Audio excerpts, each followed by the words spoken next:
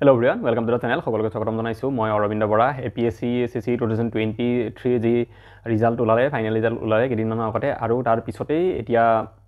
Cut off বিলাকো দি দিয়া হৈছে। প্ৰিলিমছৰ কাট অফ ইমান দিন দিয়া নাছিলে, প্ৰিলিমছৰ ৰিজাল্টটো কেতিয়াবাতে ওলাইছিলে, তথাপিও প্ৰিলিমছৰ কাট অফে দিয়া হোৱা নাছিলে। দেন এতিয়া একেলগে প্ৰিলিমছ মেইনছ আৰু দুটা মিলাই পেলাই, মানে মেইনছ আৰু ভাইভা মিলাই পেলাই কিমান কাট অফ গৈছে প্ৰতিটো কেটেগৰী ৱাইজ, SCSৰ কাৰণে কিমান গৈছে, APSৰ কাৰণে কিমান ভিডিঅ' এনেকৈ গোটেইখিনি একেলগে দিয়া হৈছে। তিনিটা কাট অফ আমাৰ প্ৰিলিমছৰটো দিয়া হৈছে, মেইনছৰ কাট অফ দিয়া হৈছে, আৰু কেটেগৰী ৱাইজ কাট অফ, মানে কেটেগৰী মানে আপোনাৰ ছাৰ্ভিচ ৱাইজ SCSৰ APSৰ তেনেকৈও দিয়া হৈছে। আমি সেইখিনি কথা পাতিম। এইটো কাৰণে ইম্পৰ্টেণ্ট যাতে এইবাৰ প্ৰিলিমছৰ কাৰণে আপোনালোকক কিমান লাগিব প্ৰিলিমছ কোৱালিফাই কৰিবলৈ, সেইটো যাতে জানিব পাৰে আপোনালোকে, কিমান টাৰ্গেট কৰিব লাগিব। আৰু প্ৰিলিমছটো ইম্পৰ্টেণ্ট নহয়, জাষ্ট এটা কোৱালিফাইং পৰীক্ষা প্ৰিলিমছ, তাৰ কোনো মাৰ্কছ ক'তো এড নহয় আপুনি APSC মানে ছাৰ্ভিচ পোৱাত। গোটেই কথাটো ডিপেণ্ড কৰে আপোনাৰ মেইনছ আৰু ইণ্টাৰভিউৰ ওপৰত। সেয়েহে আমি মেইনছৰ কাট অফটোৰ ওপৰতো কথা পাতিম ইয়াতে। এইবাৰ যিখিনি কাট অফ গৈছে, এইবাৰ পোষ্ট যিহেতু কম আছিলে, আমি এইখিনি ধৰি চলিলেই হ'ব। এইবাৰ যিমান কাট অফ গৈছে আমি যদি সিমান মাৰ্কছো স্ক'ৰ কৰিবলৈ ট্ৰাই কৰোঁ, নেক্সট মানে যিমানকেইটা পৰীক্ষা আহিব আমি তাত পাছ কৰি যাব পাৰিম। কাৰণ 235 পোষ্ট বহুত কম। ইয়াৰ পিছত হয়তো ইমান কম পোষ্ট নাহে, আহিলে নিশ্চয় ইয়াতকৈ এনেকুৱা ধৰণৰ পোষ্ট 250 বা তাতকৈ 300তকৈ বেছি এনেকুৱা ধৰণৰ পোষ্টেই আহিব। গতিকে পেপাৰ লেভেল যদি সেম থাকে তেতিয়াহ'লে কেনেকুৱা ধৰণৰ আহিব আমি সেইখিনি কথা পাতিম। এতিয়া মই এবাৰ কাট অফটো দেখাইছোঁ আপোনালোকক, ইয়াতে চাওক। যিটো মই আমাৰ টেলিগ্ৰাম আছে অৰবিন্দ বৰা বুলি, ছেইম নামত, এই চেনেলৰ নামত টেলিগ্ৰামত মই শ্বেয়াৰ কৰি দিম। গোটেই 3টা PDF পাই যাব আপোনালোকে। ইয়াতে দেখাইছোঁ আমি কাট অফটো। যদি চাই আপোনালোকে প্ৰিলিমছৰ ক্ষেত্ৰত যিটো আমাৰ অপেন কেটেগৰী আছে, আনৰিজাৰ্ভ কেটেগৰী, তাত 95 কাট অফ গৈছে। যোৱা বছৰ কিমান গৈছিলে? যোৱাবাৰ APSCত 74.5 এনেকুৱা কাট অফ গৈছিলে, কাৰণ তেতিয়া 913টা পোষ্ট আছিলে আৰু এবাৰ 235টা পোষ্ট। সেই 913টা পোষ্ট থাকোঁতে বহুত মানুহ, 11,000মান মানুহে প্ৰিলিমছ পাছ কৰিছিলে। 75,000 মানে দিছিলে, তাৰে 11,000 পাছ কৰিছিলে, বহুত মানুহ। আৰু এইবাৰো সেই 75,000 তেনেকুৱা ধৰণৰ মানুহে, 70,000 মানুহ হয়তো অলপ বেছিয়ে আছিল চাগে, তাতকৈ দিছিলে, কিন্তু পাছ কৰিছিলে কেৱল 2300 নে 2200 অনলি। ক'ত 11,000 আৰু ক'ত 2,000 প্লাছ কিবা এটা। আৰু তো সেইটো কাৰণে কাট অফটো বহুত বাঢ়ি গ'ল পেপাৰখন টান হোৱাৰ পিছতো। যোৱাবাৰ কিন্তু পেপাৰখন এইবাৰতকৈ ইজি আছিলে, মানে 23তকৈ 22ৰখন ইজি আছিলে, হ'লেও 23ৰখনত মানে পেপাৰ টান হোৱাৰ পিছতো কাট অফটো কিয় বাঢ়িলে? কাৰণ পোষ্ট কম আছিলে, 913 পোষ্ট আৰু এইফালে 235টা পোষ্ট। সেইটো হৈছে ডিফাৰেঞ্চ। তো জেনেৰেলৰ ক্ষেত্ৰত ক'লোঁ 95 গৈছে কাট অফ আউট অফ 200, আৰু জেনেৰেল মানে আনৰিজাৰ্ভ ফিমেলৰ ক্ষেত্ৰত 90 গৈছে। দেন OBC মেল 80 আৰু ফিমেল 79.5, অনলি 0.5 ডিফাৰেঞ্চ আছে, অলমষ্ট একে। মৰাণ মটকৰ কাৰণে বেলেগকৈ দিয়া হৈছিলে, মৰাণৰ বহুতখিনি কম গৈছে, মটকৰ OBCৰ নিচিনাই হৈছে। SC যদি চাওঁ 74.5, 74.5 SC সেইটো কাট অফ গৈছে, যথেষ্ট কমেই গৈছে ক'ব গ'লে। ST প্লেইনৰ যদি চাওঁ আমি 75, আৰু ST হিলছৰ যদি চাওঁ 60 গৈছে। তো ST প্লেইন আৰু SCৰ একেই অলমষ্ট কাট অফ গৈছে, আৰু ST হিলৰ 60 গৈছে, বহুতখিনি কম গৈছে, বাকী তেনেকুৱা ধৰণে আছে। তো গম পালে আপোনালোকে। এতিয়া প্ৰিলিমছৰ ক্ষেত্ৰত যদি মই কওঁ, আপোনালোক যদি আনৰিজাৰ্ভ কেটেগৰীত আহে, তেতিয়াহ'লে এইবাৰ টাৰ্গেট 100+ কৰিব লাগিব, যদি পেপাৰখন যোৱাবাৰৰ নিচিনাই থাকে। আৰু পেপাৰ সেনেকুৱাই থাকিব, তাতকৈ আৰু ইজি লেভেলত নাযায়। হয় যোৱাবাৰ লেভেলত পেপাৰ থাকিব, নহ'লে অলপমান তাতকৈ বেছি আপগ্ৰেড কৰিব পাৰে। আৰু যোৱাবাৰ পেপাৰখন কেনেকুৱা হৈছে আপোনালোকে চাব। যদি কোনোবা এবাৰ ফাৰ্ষ্ট এটেম্প দিম বুলি ভাবিছে, যোৱাবাৰ পেপাৰখন এবাৰ চাব। সেইখন পেপাৰত আপুনি কিমান স্ক'ৰ কৰিব পাৰিছে সেইটো চাব, যে 100 পাৰ হৈছে নে নাই, বা 90 পাৰ হৈছে নে নাই এটলিষ্ট বৰ্তমানলৈকে। কাৰণ প্ৰিলিমছলৈ আৰু অকণমান সময় আছে, অলপ ইম্প্ৰুভ কৰা টাইম নিশ্চয় আপোনালোকে পাব। যদি এইবাৰো দিয়ে, আপোনালোকে যোৱাবাৰ পেপাৰখন চাব, যোৱাবাৰ যদি দিছেও তেতিয়াও চাব এইখন পেপাৰত আপোনাৰ কেনেকুৱা এটা লেভেলত বৰ্তমান আছে, কাৰণ কাট অফটো গম পালে। বা আপুনি যোৱাবাৰ কিমান পাইছিলে সেইটো মনত আছে নেকি? যেনেকৈ কোনোবা এজনে মোক কল কৰিলে, ক'লে যে মই যোৱাবাৰ 75 পাইছিলোঁ, তো এইবাৰ তেওঁ দেখিলে 95 কাট অফ কিমান দূৰত আছে। তো এইবাৰ তেওঁ সেইটো 95 পাৰ কৰিবলৈ, যোৱাবাৰ 75 পাইছিলে, এইবাৰ যদি তেনেকুৱা পেপাৰ আহে, তেওঁ 90 পাৰ কৰিব লাগিব, 100 পাৰ কৰিব লাগিব, আপোনাৰ 25 নম্বৰ বঢ়াব লাগিব। সেই আইডিয়াটো পাব আপোনালোকে এই কাট অফটোৰ পৰা, ঠিক আছে। প্ৰতিটো কেটেগৰীয়ে সেই হিচাপত নিজৰ প্লেনটো কৰিব। মোৰ হিচাপত 100 পাৰ কৰি থ'ব পাৰিলে ভাল সকলোৰ কাৰণে, আৰু জেনেৰেল হ'লে মোৰ হিচাপত 110 মান পাৰ কৰিব পাৰিলে মানে আৰু ভাল, তেতিয়া তেওঁলোকৰ কাৰণে আৰু ইজি, মানে নিশ্চিন্ত থাকিব পাৰিব। এইটো মই প্ৰিলিমছৰ কথা ক'লোঁ, যিটো জাষ্ট এটা কোৱালিফাইং পৰীক্ষাহে। এতিয়া মেইনটোলৈ আমি, যিটো নামেই মেইনছ, ঠিক আছে, মেইনছ এক্সামিনেশ্যন। আৰু তাতে কি হৈছে, জেনেৰেল বা অপেন কেটেগৰীৰ ক্ষেত্ৰত যদি আমি চাওঁ, 614 কাট অফ গৈছে। আমি মেইনছৰ ক্ষেত্ৰত সকলোৱে নিশ্চয় জানো, 6খন পেপাৰ থাকে, 6খন পেপাৰত প্ৰতিখন পেপাৰ 250 নম্বৰকৈ থাকে। গতিকে টোটেল 1500 মাৰ্কছৰ এক্সাম হয়, আৰু সেই 1500ৰ ভিতৰত 614 যদি পাইছে, তেতিয়াহ'লে চিলেকশ্যন হৈ গৈছে সেইজন মানুহৰ, লাগিলে তেওঁ জেনেৰেলেই নহওক কিয়। আৰু তেনেকৈ যদি চাওঁ বাকী কেটেগৰীৰ ক্ষেত্ৰত, যদি OBC হয় তেতিয়াহ'লে 579, 1500 ভিতৰত 579 নম্বৰ পালেও মেইনছৰ কাৰণে চিলেকশ্যন হৈ গ'ল, মানে তেওঁ ইণ্টাৰভিউ দিবলৈ পাইছিলে এইবাৰ লাষ্ট পৰীক্ষাটো, ঠিক আছে। তেনেকৈ মৰাণ মটক আৰু তেওঁলোকৰ OBCৰো দিয়া আছে ইয়াতে 557 মৰাণৰ কাৰণে, আৰু আপোনাৰ মটকৰ কাৰণে 579 OBC সমানে মটকৰ মৰাণৰ অলপমান কম গৈছে মৰাণসকলৰ ঠিক আছে দেন SC যদি আহোঁ মেইনছত কেনেকুৱা হৈছে 570 1500 ভিতৰত 570 যদি পাইছিলে তেওঁ ইণ্টাৰভিউ দিবলৈ পাইছিলে এবাৰ তেনেকৈ ST প্লেইন যদি চাওঁ আমি তাতে 559 যদি পাইছে মেল আৰু ফিমেল 555 যদি পাইছে 1500 ভিতৰত তেওঁলোকে এইবাৰ ইণ্টাৰভিউ দিবলৈ পাইছিলে ST তেনেকৈ যদি চাওঁ হিলৰ ক্ষেত্ৰত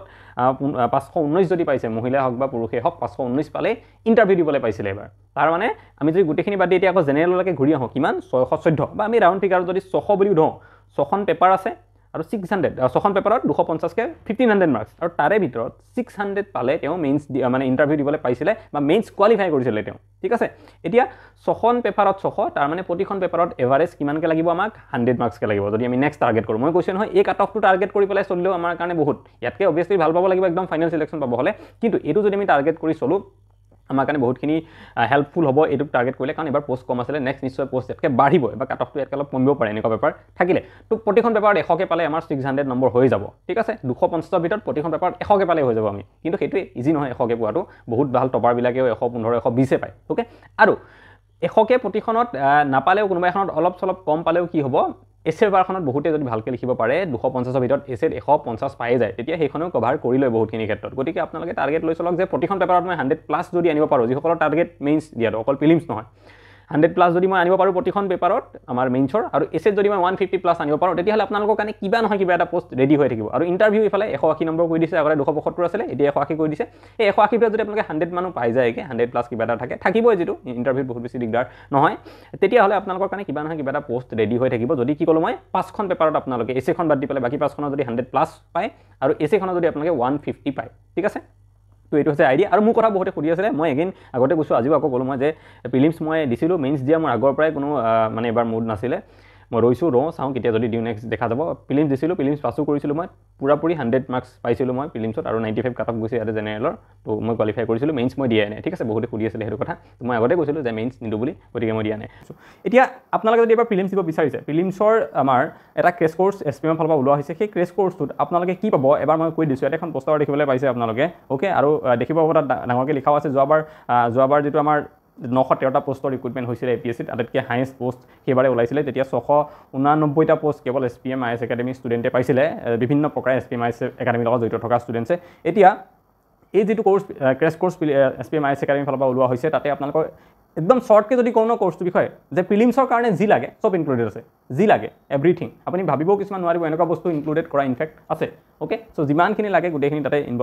ইনক্লুডেড কৰা থাকিব 18 নৱেম্বৰৰ পৰা অলৰেডি ক্লাছ ষ্টাৰ্ট হৈছে আৰু প্ৰিলিমছৰ কাৰণে মই ক'লোঁ যিমানখিনি লাগে গোটেইখিনি থাকিব এবাৰ মই হ'লেও কৈ দিছোঁ আপোনালোকক চাওক ৰেগুলাৰ ক্লাছেছ হ'ব আৰু ৰেগুলাৰ ক্লাছেছ কিহৰ হ'ব প্ৰিলিমছত কিহৰ ক্লাছেছ আহে আমাৰ পলিটিকেল সায়েন্স আহে হয়নে ইকনমিক্স আহে history geography art and culture literature আহে চব ইণ্ডিয়া এণ্ড আছাম আৰু ৱৰ্ল্ডৰো কিছুমান আহে হয়নে লগতে চবতকৈ ইম্পৰ্টেণ্ট বস্তুটো হ'ল কাৰেণ্ট এফেয়াৰ সেইটো আহে কাৰেণ্ট এফেয়াৰ এই সকলোবিলাকৰ ক্লাছ তাতে কৰা হ'ব আপোনালোকৰ এই কোৰ্চটোত অনলাইনো হ'ব অফলাইনো কৰা হ'ব আপোনালোকে যিটো যেনেকৈ বিচাৰে তেনেকৈ কৰিবগৈ পাৰে তাতে গৈ গুৱাহাটীত গৈ কৰিব পাৰে আদাৰৱাইজ যদি আপোনালোকে ঘৰৰ পৰা মোবাইলত চাব বিচাৰে বেলেগ গুৱাহাটীৰ পৰা দূৰত আছে অসমৰ বিভিন্ন জেগাত তেনেকৈও কৰিব পাৰিব আৰু কাৰেণ্ট এফেয়াৰটো সত্যজিৎ ছাৰে বিশেষকৈ পঢ়াই থাকে নিশ্চয় গম পায় আপোনালোকে মই আগতেও কৈছোঁ যদি SPM IS একাডেমিত এডমিশ্যন নলয়ও কোনোবাই তেতিয়াহ'লে তেওঁলোকৰ ইউটিউব চেনেলটোত গৈ চাব daily current affair analysis class 5-6 বছৰ ধৰি সত্যজিৎ ছাৰে কৰি আছে এতিয়াও কৰা থাকে মই ডেইলি সকলো বস্তু মিছ কৰিলেও মানে একো নপঢ়িলেও যদি দিনটোত কিবা যদি নপঢ়োঁ একো সেই কাৰেণ্ট এফেয়াৰটো মই চাওঁ আৰু কেতিয়াবা যদি 2-3 দিন মোৰ গেপ হৈ যায় চোৱা নহয় মই থাৰ্ড ডে দিনাখন 2-3 ঘণ্টা বহি পেলাই গোটেইখিনি চাই পেলাওঁ এইটো আজি 1.5 বছৰমান ধৰি পেলাই এইটো কাম মই কৰি আছোঁ ঠিক আছে তো আপোনালোকে সত্যজিৎ ছাৰে কাৰেণ্ট এফেয়াৰ এটা পঢ়াই দিব CSET ক্লাছেছ হ'ব মই যে কৈছিলোঁ যে CSET নহ'লে আপোনালোকে কোৱালিফাই কৰিব নোৱাৰে APSC প্ৰিলিমছ কাৰণ CSET পেপাৰখনত ৰিজনিং মেথছ আৰু ইংলিছ থাকে সকলোৱে GS পেপাৰখনৰ কথা পাতে কিন্তু GSখন কেৱল কোৱালিফাই কৰিলে আপোনালোকে নহ'ব GSখনটো এটা মেইন হয়ে কাৰণ তাৰ পৰাই আপোনালোকৰ কি হ'ব কাট অফটো ডিপেণ্ড কৰিব কাট অফটো সেইখনৰ পৰাই হ'ব আৰু তাৰ ওপৰত ডিপেণ্ড কৰিব আপুনি প্ৰিলিমছ পাছ কৰিব নে নকৰে কিন্তু সেই যিখন মেইন GS পেপাৰখনৰ কোনো ভেলুৱেই নাথাকিব আপোনাৰ এনচাৰ ছিটখনৰ যদি আপুনি যিখন CSET আছে কোৱালিফাইং সেইখন যদি কোৱালিফাই কৰিব নোৱাৰে গতিকে CSETৰ ক্লাছ মানে কি হ'ব তাতে মেথছ ইংলিছ আৰু ৰিজনিং এই তিনিটাৰো ক্লাছ তাতে কৰোৱা হ'ব ঠিক আছে দেন আসাম স্পেচিফিক টপিক যেহেতু APSCয়ে কয় যে প্ৰিলিমছত বা মেইনছত 30 to 35% কুৱেশ্যন অসমৰ পৰা আহিব গতিকে অসমৰ ৰিলেটেড ভালদৰে পঢ়াব চিন্ময় ছাৰে অসমৰ কাৰণে তেওঁ বহুত এক্সপাৰ্ট হয় আসাম পেডিয়া নামৰ বুকখনত তেখেতে কৰিছিলে যিখন অসমৰ বিভিন্ন ষ্টুডেণ্টে পঢ়ি আছে গতিকে চিন্ময় ছাৰৰ ক্লাছেছ পাব আপোনালোকে অসমৰ টপিকবিলাকৰ লগত specially Assam history polity economy geography art and culture এইবিলাকক লৈ পেলাই ঠিক আছে তাৰ লগতে আপোনালোকে ইয়াতে এইবাৰ এটা টাৰ্গেট লোৱা হৈছে যিটো আগতে হয়তো কৰোৱা নাছিলে মই যিমান জানো 15,000 MCQ ইয়াতে ছল্ভ কৰোৱা হ'ব আপোনালোকৰ এই কোৰ্চটোত আৰু প্ৰিণ্টেড মেটেৰিয়েল দিয়া হ'ব আপোনালোকে প্ৰিণ্টেড মেটেৰিয়েল পাব মানে প্ৰিলিমছৰ কাৰণে পঢ়াই দিয়াৰ লগতে আপোনালোকে নোটছ যি পাব সেই নোটছবিলাক সফ্ট কপি নহয় সফ্ট কপিটো পাবই ক্লাছ হোৱাৰ লগে লগে যিবিলাক বৰ্ডত লিখা থাকে লগতে printed material Assam geography Assam polity সৰু সৰু কিতাপ পাব যিবিলাক আপোনালোকে পটাপট পঢ়ি পেলাই ৰিভিজন কৰি যাব পাৰিব পৰীক্ষাৰ আগে আগে সৰু সৰু কিছুমান কিতাপ থাকে সেইবিলাকো পাব ঠিক আছে একদম প্ৰিণ্টেড বুক পাব আপোনালোকে ঘৰলৈ যিসকলে অনলাইনলৈ ঘৰলৈ পঠাই দিয়ে যিখিনি অফলাইন থাকে তেওঁলোকে চেণ্টাৰৰ পৰাই কালেক্ট কৰি ল'ব পাৰে ইমানখিনি থাকে মক টেষ্ট দিয়া থাকিব মক টেষ্ট ইম্পৰ্টেণ্ট হয় যিকোনো পৰীক্ষাত আপুনি পঢ়ি চোৱাৰ পিছত আমি কিমান আগবাঢ়িছোঁ কিমান পাৰিছোঁ নোৱাৰিছোঁ চাবলৈ মক টেষ্ট ইম্পৰ্টেণ্ট গতিকে 30টা মক টেষ্ট থাকিব ইয়াতে গোটেইখিনিয়ে ফুল লেংথ নহয় কিছুমান ছেকশ্যনেল থাকিব কিছুমান ফুল লেংথ মক টেষ্ট থাকিব মুঠতে টোটেল 30টা মক টেষ্ট এই কোৰ্চটো ল'লে আপোনালোকে তাৰ লগত ফ্ৰীকৈ পাব ঠিক আছে ইয়াতে ইনক্লুডেড থাকিব আৰু আপোনালোকে ইমানখিনি ইনফৰমেশ্যন মই ক'লোঁ যদি আপোনালোকে এবাৰ প্ৰিলিমছ দিম বুলি ভাবিছে আৰু বিচাৰে যে কাৰোবাৰ গাইডেঞ্চত কোনোবা কোচিঙৰ গাইডেঞ্চত পঢ়িবলৈ আদাৰৱাইজ মই কৈছোঁ নিজে পঢ়িলেও পঢ়িব পাৰে কিন্তু যদি কোচিঙৰ গাইডেঞ্চৰ এটা জেগাত এটা এপৰ ভিতৰতে গোটেইখিনি পাওঁ বা মই ক্লাছত গৈ পেলাই গোটেইখিনি শিকিব পাৰোঁ বেলেগ মোৰ একো টেনশ্যন নাই অকল মই জাষ্ট পঢ়িলেই হ'ব বা টিচাৰে মোক যি কৰিবলৈ কৈছে মই সেইখিনি কৰিলেই হ'ব বেলেগ হেডেক হ'ব ল'ব নালাগে তেনেকুৱা ধৰণে যদি আপুনি পঢ়িব বিচাৰে গাইডেঞ্চ লৈ পেলাই তেতিয়াহ'লে ল'ব পাৰে SPMIS একাডেমীত আপোনালোকে প্ৰিলিমছৰ ক্ৰেছ কোৰ্চটো যিটো 3 মাহমান চলিব তাৰ ভিতৰত গোটেইখিনি পঢ়াই কমপ্লিট কৰি দিয়া হ'ব আৰু যদি আপোনালোকে ল'ব বিচাৰে তেতিয়াহ'লে ইয়াতে এটা কণ্টেক্ট নাম্বাৰ দিয়া আছে এই নাম্বাৰটোত কণ্টেক্ট কৰিব পাৰে আপোনালোকে ফোন কৰিব আৰু ফোন কৰিলে মোৰ কথাও ক'লেও হ'ব ঠিক আছে যদি আপোনালোকে প্ৰাইচটো ফোন কৰিলে কিমান ফিজ হয় সেইটো ফোন কৰিলে গম পাব আৰু যদি মোৰ কথা কয় মোৰ নাম ক'লে যে মোৰ ভিডিঅ' পৰা চাই পেলাই গম পাইছোঁ বুলি তেতিয়াহ'লে আপোনালোকক মেক্সিমাম ডিছকাউণ্ট যিমান পাৰে সিমান ডিছকাউণ্ট দি দিব ঠিক আছে একদম মেক্সিমাম তাতকৈ বেছি ডিছকাউণ্ট আৰু আপোনালোকে SPMত নাপায় যিমান মোৰ কথা ক'লে পাব ঠিক আছে গতিকে পাই যাব সিমানখিনি আৰু লগতে গুগল এখন ফৰ্ম দিয়া আছে এই ভিডিঅ'টোৰ কমেণ্টত আৰু ডেছক্ৰিপশ্যনত যদি সেইখন ফিল আপ কৰিব পাৰে যদি আপোনালোকক ডাইৰেক্ট কণ্টেক্ট কৰি ল'ব আদাৰৱাইজ আপোনালোকে নিজে ফোন নাম্বাৰটো যিটো দিয়া আছে সেইটোত কৰি ল'লে বেছি বেটাৰ হ'ব আৰু আমাৰ টেলিগ্ৰামতো মই এই গোটেই ডিটেইলছখিনি শ্বেয়াৰ কৰিম টেলিগ্ৰাম চেনেলটোৰ নাম আপোনালোকে দেখিছে ইয়াতে এবাৰ জইন কৰি ল'ব টেলিগ্ৰামটো তাতে মই ডিটেইলছখিনি গোটেইখিনি শ্বেয়াৰ কৰি দিম যিখিনি কথা মই ক'লোঁ আপোনালোকে এবাৰ চাই পেলাই ভালকৈ কণ্টেক্ট কৰি ল'ব পাৰিব আৰু ইয়াৰ পিছত এটা নেক্সট ভিডিঅ' আমি চিলেবাছ ডিছকাশ্যন কৰিম ঠিক আছে APSC চিলেবাছ প্ৰিলিমছৰ চিলেবাছখন কেনেকুৱা হয় অসমৰ পৰা যে 35 কুৱেশ্যন আহে আৰু কোনকেইটা মানে কি ফেক্টৰ থাকে যিখিনিত আমি কি ফেক্টৰ মানে কি মই কৈছোঁ যে কোনখিনি জেগাৰ পৰা বেছিকৈ কুৱেশ্যন অহা দেখিছোঁ আমি লাষ্ট সময়খিনি লাষ্ট 2-3 বছৰত ক'ৰ পৰা বেছি কুৱেশ্যন অহা দেখিছোঁ যিখিনি আমি ভালকৈ পঢ়ি যাব লাগিব আৰু পটককৈ ক্লিয়াৰ হৈ যাব মই লাষ্ট দুবাৰেই প্ৰিলিমছ ক্লিয়াৰ কৰিছিলোঁ যোৱা 2 বছৰ একেলগে দুবাৰেই দিছোঁ দুবাৰেই ক্লিয়াৰ হৈছে গতিকে সেই এক্সপিৰিয়েঞ্চৰ ভিত্তিটো মই ক'বলৈ চেষ্টা কৰিম নেক্সট ভিডিঅ'টোত যে কেনেকৈ আমি কোনখিনি জেগাত বেছি গুৰুত্ব দিব লাগে যাতে আমাৰ পটককৈ আমাৰ কাট অফ মাৰ্কটো পাৰ হৈ যোৱা স্ক'ৰ আমি কৰিব পাৰোঁ চ' আজিলৈ এইটো ভিডিঅ'ত ইমানে আকৌ এটা নেক্সট ভিডিঅ'ত সোনকালে লগ পাম থেংক ইউ